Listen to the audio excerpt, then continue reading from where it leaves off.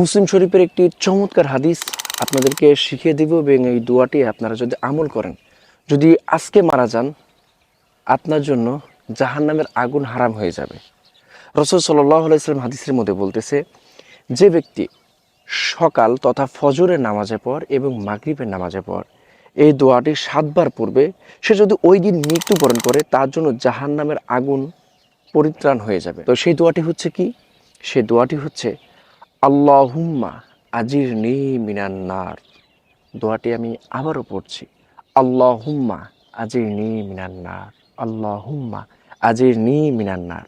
এই দোয়াগুলো যদি আপনি নিয়মিত আমল করেন, আপনি যেমন জাহান্নামের আগুন থেকে রক্ষা পাবেন, ঠিক একইভাবে দুনিয়ার মধ্যেও আল্লাহ সুবহানাহু ওয়া তাআলা আপনাকে আলাদা একটিভাবে দেখবেন।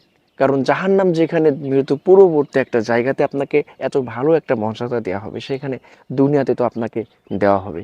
যদিও এটা একটা গভীর হাদিসের ব্যাখ্যার মধ্যে আসছে, যার কারণে আমি অতটা বিস্তারিত গেলাম না।